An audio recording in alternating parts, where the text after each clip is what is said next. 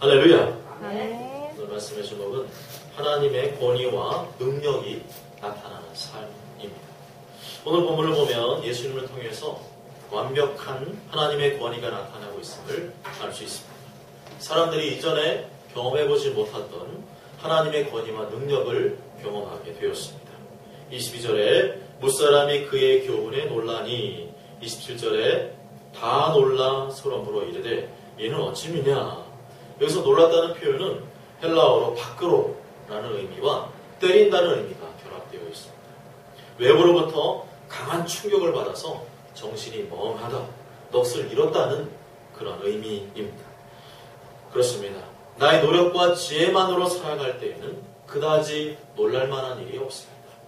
매일매일이 거의 똑같고 어쩔 때는 하루하루 사는 게 지겹다고 느낄 수도 있습니다. 그러나 하나님의 능력과 권위가 나를 통하여 나타나게 되면 내 삶이 새로워질 수 있고 놀라워질 수 있는 줄 믿습니다. 진정 여러분이 날마다 활력있고 신바람 나는 삶을 살기 원하신다면 우리의 삶 속에서 하나님의 권위와 능력이 나타나는 삶을 살아야 됩니다. 우리가 그럴 수만 있다면 우리의 삶은 매우 풍성하고 흥미진진한 삶이 될 것입니다.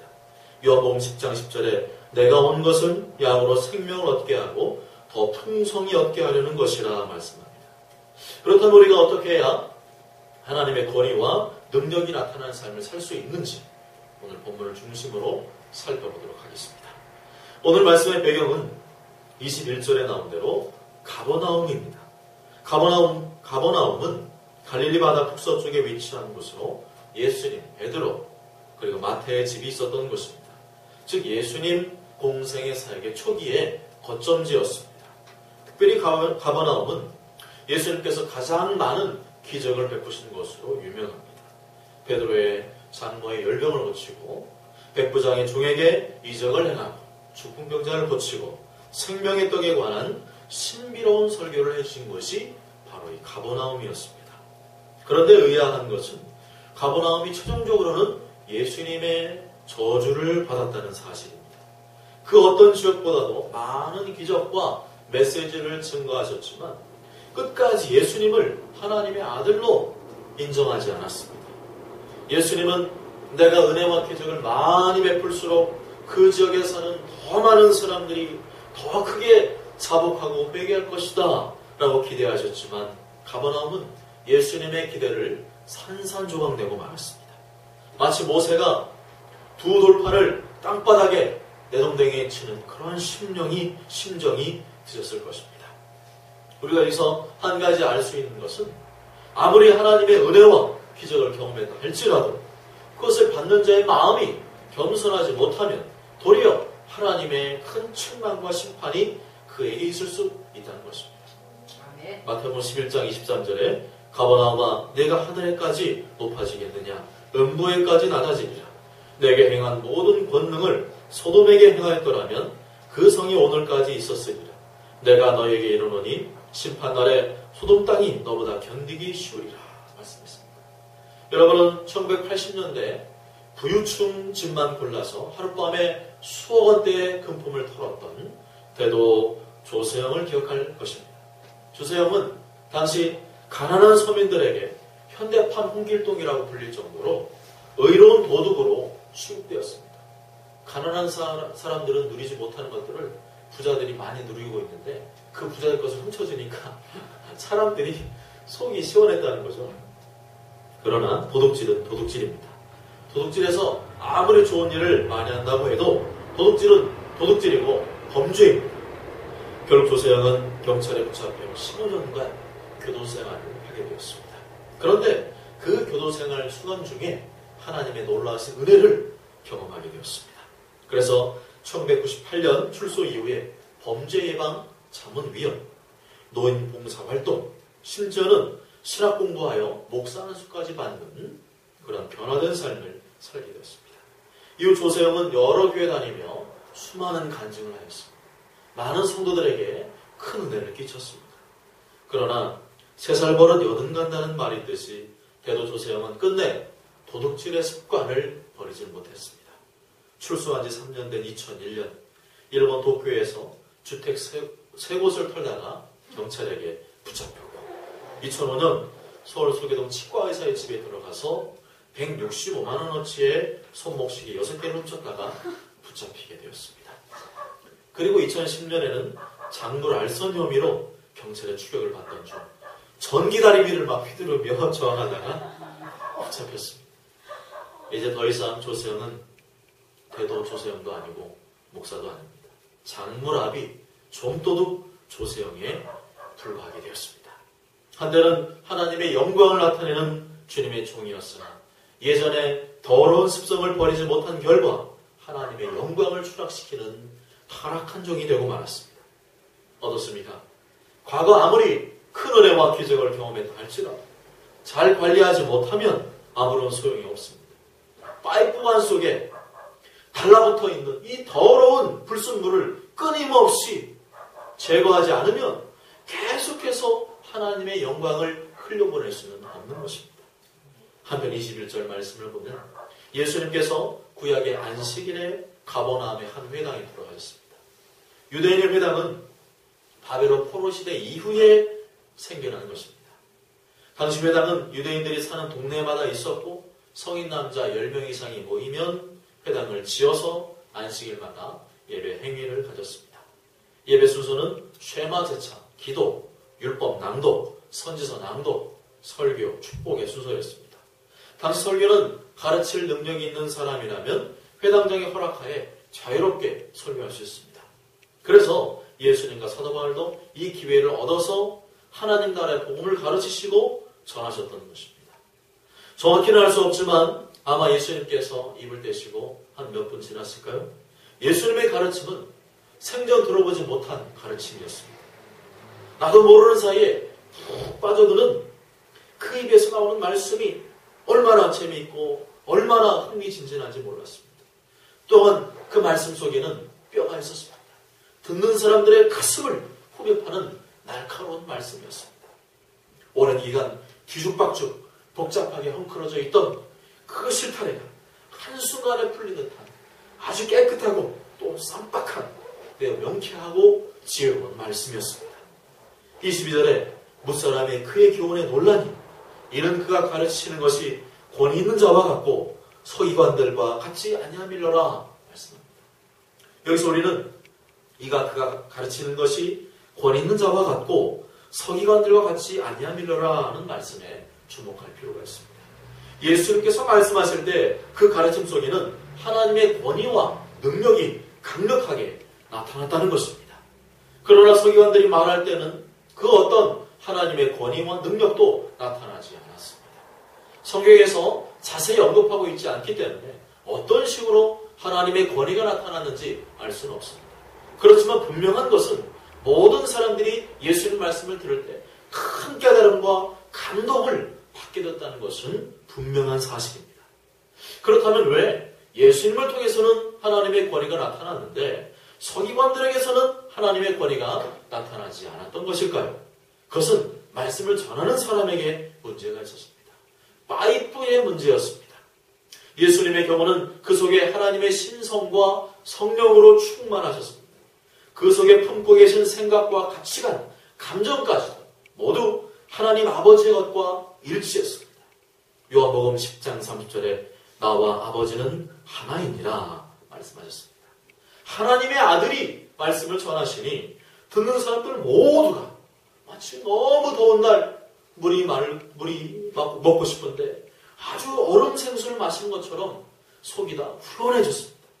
단순한 인간의 유머나 감언이설 그런 것이 아니라 하나님의 권위와 능력이 나타나는 하나님의 말씀 그 자체였던 것입니다. 누가복음 24장을 보면 엠마오로 가는 두 제자 이야기가 나옵니다. 엠마오는 예루살렘에서부터 약 25리 되는 거리에 있었습니다. 한 사람은 글로바라는 사람이었고 한 사람은 누구인지 알 수 없습니다. 막 부활하신 예수님께서 이 두 사람에게 다가가셨습니다. 그리고 함께 걸어가시면서 그들의 대화에 동참하셨습니다. 이때 예수님은 십자가 부활을 믿지 못하는 그들을 향해서 책망하시면서 모든 성경에 쓴 바 예수님에 관한 것을 자세히 풀어주셨습니다. 그랬더니 누가복음 24장 32절에 우리에게 성경을 풀어주실 때 우리에게 말씀을 전해주실 때 우리 속에서 마음이 뜨겁지 아니하더냐라고 고백하는 장면입니다. 성경의 원저자이시고 진리이신 예수님이 직접 풀어주시니까 얼마나 마음이 뜨거워지고 큰 감동이 임했는지 모릅니다. 하나님의 말씀의 의도와 정신을 있는 그대로 정확하게 풀어주고 해석해 주시니까 성령님께서 강력하게 나타나셨던 것입니다. 그렇다면 이러한 일이 예수님께만 가능한 것일까요? 우리는 질문해 볼 수 있습니다. 물론 예수님과 비교할 수 있는 존재는 이 세상에 없습니다. 그렇지만 성령 충만했던 사도 베드로의 설교에서도 아주 강력한 역사가 나타났던 것을 우리는 알 수 있습니다. 사도행전 2장 41절에 그 말을 받은 사람들은 세례를 받음에 이날의 신도의 수가 3,000이나 더하더라. 다른 것이 아니라 하나님의 말씀을 들을 때, 설교를 들을 때 마음에 크게 감동이 임했는데 그 사람의 숫자가 3,000명이었고 그 사람들이 전부 다 세례를 받게 되었습니다. 예수님의 죽으심과 부활을 중심으로 성경을 정확히 해석하고 풀어주었더니 성령께서 강력하게 역사하셨던 것입니다. 성령께서 이 베드로의 설교를 통해서 듣는 이들의 마음을 뜨겁게 달궈주시고 그 자리에서 강력한 회개와 감동의 역사가 일어났던 것입니다. 그런데 오늘 본문 보면 서기관들의 가르침은 그렇지 않았습니다. 하나님의 권위와 능력이 나타나지 않았습니다. 사변적이었습니다. 말장난이었습니다. 어려웠습니다. 얼음장같이 차갑고 냉랭했습니다. 그러니 사람들에게 그 어떤 감동과 은혜도 끼칠 수가 없었던 것입니다. 그도 그럴 것이 당시 이 서기관들의 가르침은 성경 말씀을 풀어서 가르치는 것이 아니었습니다. 성경의 의도와 정신에서 한참 벗어나 있었습니다. 단지 자신의 스승들로부터 배운 가르침만을 인용하는 정도에 불과했습니다. 즉 서기관들은 하나님 말씀이 아니라 인간의 사상과 철학만을 가르쳤던 것입니다. 그러다 보니 하나님의 권위와 능력이 나타날 수가 없었습니다. 그런데 사도 바울에게도 이런 부끄러운 일이 있었습니다. 원래 바울은 당대 유명한 철학자들과 논쟁을 벌일 수 있을 정도로 아주 뛰어난 실력자였습니다. 그래서 한 번은 자신이 배운 이 수사, 논리학의 근거에서 말씀을 가르치고 전도했던 적이 있습니다. 결과는 창피했습니다. 하나님의 능력이 나타나지 않았습니다. 아무리 사도 바울이라도 하나님 말씀을 전하지 않고 인간의 철학과 사상을 전하게 되면 하나님이 일하실 수 없다는 것을 보여준 것입니다. 사도 바울은 매우 괴로웠습니다. 뭐가 문제일까 고민되었습니다. 사도 바울은 이렇게 고백하죠. 내가 예수 그리스도와 그가 십자가에 못 박히신 것 외에는 아무것도 알지 아니하기로 작정하였습니다. 내 말과 전도함이 설득력 있는 지혜 말로 하지 아니하고 다만 성령의 나타나심과 능력으로 하겠다. 그렇게 다시 한번 다짐을 그렇습니다. 하나님의 말씀과 십자가 복음이 가감없이 선포되어야 듣는 심령이 새로워지고 변화될 수 있습니다. 인간의 그 어떤 가르침이나 철학으로는 듣는 사람을 변화시킬 수 없습니다. 하나님의 말씀만이 인간의 심령을 변화시키는 줄 믿습니다. 하나님 말씀을 더하고 빼고 굴절시키는 곳에는 결코 하나님의 권위와 능력이 나타날 수가 없는 것입니다. 예전에 방영했던 KBS의 가족오락관 기억나십니까? 그 중에서도 고요 속의 외침이라는 게임이 있었습니다. 5명 정도가 일렬로 쫙 앞을 보고 헤드폰을 쫙 낍니다. 그리고 맨 앞에 있는 사람이 문장을 딱 보고 단어를 보고 뒷사람에게 입모양으로 전달을 하죠. 그런데 헤드폰에서는 아주 큰 음악 소리가 나기 때문에 그 앞사람 입모양 보고 맞춘다는 게 쉽지가 않죠. 그러다 보니까 뒤로 갈수록 원래 단어와는 다른 게 자꾸 나옵니다. 와전되고 와전되고 와전되고 와전들어서 맨 마지막에는 전혀 단어와 다른 소리를 하는 그런 경우가 아주 많았습니다. 수년 전에 1박 2일이라는 이 텔레비 프로그램에서도 이 게임을 했었습니다. 그래서 가수 김씨라는 사람이 처음에 난자 완스 중국 음식 있죠. 난자 완스 했더니 이승기가 난자 완시 했습니다. 그랬더니 맨 마지막에 은지원이 이게 뭔 소리요 하다가 관자놀이 했던 기억이 납니다. 원래는 난자 완스를 얘기했는데 맨 뒤에서는 관자놀이 하면서 엉뚱한 소리를 한 거죠. 그렇습니다. 세상 것들은 자꾸 섞고 뒤집고 혼합시키면 더 재미있는 게 나올 수 있는지 모르지만 하나님 말씀은 정반대입니다. 그럴수록 이빨 빠진 호랑이가 됩니다. 2, 3년 전에 미국의 PCUSA라는 장로교단에서 난리가 났습니다. 동성애자에게 목사 안수를 허용해 주기로 결정을 내린 겁니다. 성경대로 남자와 여자의 결합을 결혼으로 인정하는 교단의 헌법을 뜯어 고쳤습니다. 그리고 레즈비언이나 게이와 같은 동성애자에게도 목사 안수 받을 길을 열어주는 것입니다. 이는 성경의 의도와 정신과는 전혀 무관한 것입니다. 그냥 단지 시대의 흐름이 그러니까, 변화가 그러하니까, 혹은 소수자의 인권을 성경보다 더 존중한 결과였습니다. 과연 그러한 가르침들 속에서 어떻게 하나님의 권위와 영광이 나타날 수 있겠습니까? 하나님 말씀에는 귀를 틀어막고서 단지 인간의 인권과 시대의 변화만을 중시하는 가르침은 이 시대의 서기관들의 가르침이 아니겠습니까? 또 오늘 23절부터 28절까지의 말씀 보면 예수님께서 귀신을 추출하는 장면이 나옵니다. 예수님은 말씀 교육과 가르침 속에서 하나님의 권위를, 능력을 나타냈을 뿐만 아니라 실제로 악한 영의 세력을 결박하여 하나님의 권위를 드러내셨습니다. 기선제압이라는 말이 있죠. 어떤 시험할 때 초반에 밀리면 끝까지 밀린다. 그래서 초반부터 상대편의 길을 확 꺾어놔야 된다는 말이 있습니다. 그런데 실력도 없으면서 괜히 막 그죠? 폼 막 잡고 막 고함이나 막 질렀다가는 상대방한테 업어치기 한 판을 당하는 수가 있습니다. 실력이 있을 때 고함을 질러야 상대편도 제압할 수 있는 법입니다. 사도행전 19장 보면 어떤 유대인 마술사가 사도 바울의 축기를 흉내내는 장면이 나옵니다. 언뜻 보기에는 저거 나도 할 수 있겠네 하면서 이 마술사가 따라했습니다. 내가 바울이 전파하는 예수를 의지하여 너에게 명하노라. 더러운 귀신아 떠나가라. 좀 뭔가 좀 이상하죠? 뭔가 좀 선포 내용도 이상합니다. 그랬더니 귀신이 떠나가는 게 아니라 놀고 있네 하면서 귀신이 비웃고 그 마술사를 덮쳤습니다. 내가 예수도 알고 바울도 알거니와 너는 누군데? 하면서 오히려 조롱했습니다. 얼마나 당황했겠습니까? 그러자 귀신이 역공을 해서 악귀 들린 사람이 그들에게 뛰어올라 눌러 이기니 그들이 상하여 벗은 몸으로 그 집에서 도망하는지라. 예수님은 하나님의 아들이십니다. 그 말씀의 기운으로 우주 만물을 창조하셨고 지금도 그 만물을 붙들고 주관하고 계십니다.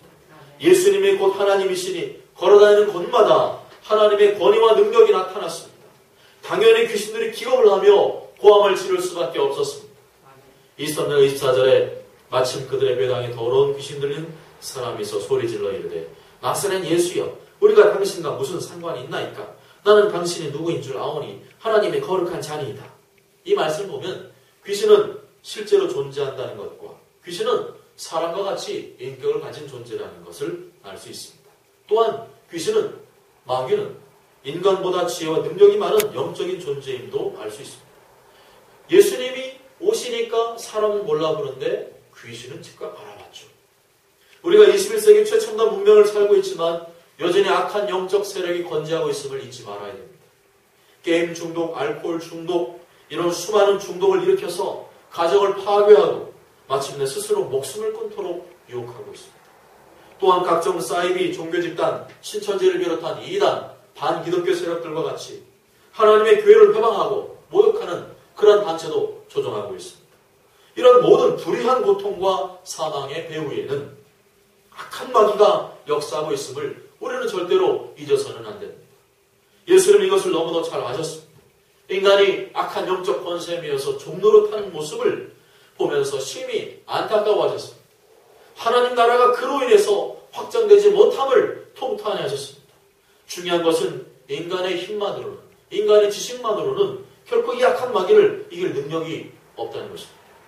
그래서 예수님께서는 공생의 사역을 시작하시자마자 말씀 사역과 함께 축기 사역을 병행하셨습니다. 축기 사역을 생전 본 적 없는 이 바리새이나 세교관들은 그것이 하나님의 권위나 능력에서 비롯되는 것임을 인정하지 않으려고 했습니다. 자신들은 그럴 만한 힘도 없으면서 성령님의 강력한 역사와 능력을 보고도 인정하지 않았습니다. 모든 사람들은 깜짝 놀라서 예수님을 두려워하는데 도리어 이 서기관들은 불신앙적이고 신성 모독적인 태도를 보였습니다. 심지어 예수님이 행하시는 그런 축기 역사는 귀신의 역사라고 비웃었습니다. 마태복음 12장 보면 그때 귀신 들려 눈 멀고 말 못하는 사람을 데리고 왔거늘 예수께서 고쳐주시매 그 말 못하는 사람이 말하며 보게 되지라. 무리가 다 놀라 이르되 이는 다윗의 자손이 아니냐 하니 바리새인들은 듣고 이르되 네가 귀신의 왕 바울세바를 힘입지 않고는 귀신을 쫓아내지 못하리라 하거늘 라고 했습니다.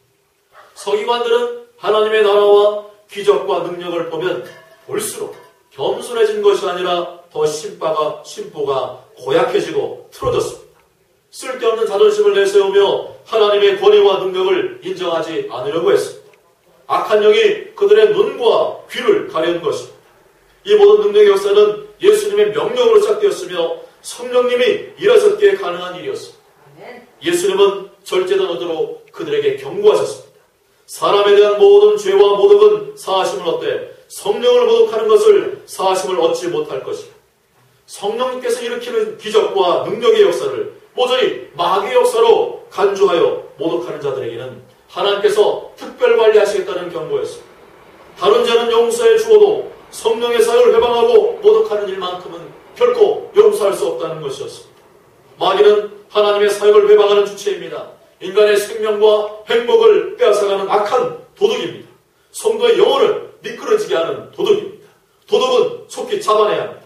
예수님은 이 마귀의 세력을 타협하지 않고 단호히 축출해내셨습니다.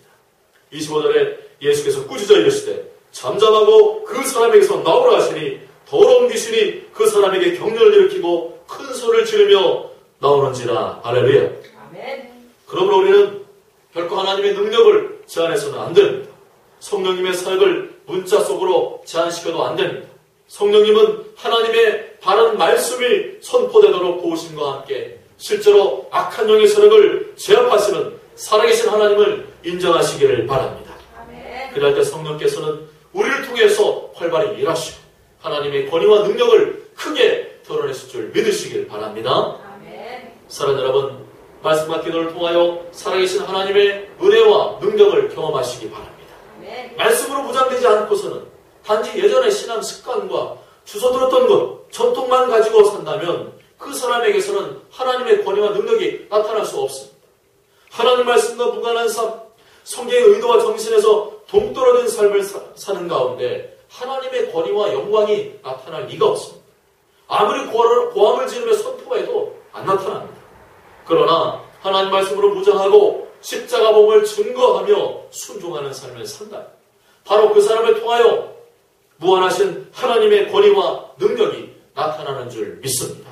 아멘. 모쪼록 저런 모두가 하나님 말씀을 부지런히 배우시고 그 정신과 사상을 우리 뼈속 깊이 새김으로 말미암아 내 말과 삶을 통하여 하나님의 권위와 능력이 나타나는 영광스러운 삶을 사시길 주님의 이름으로 간절히 축복합니다.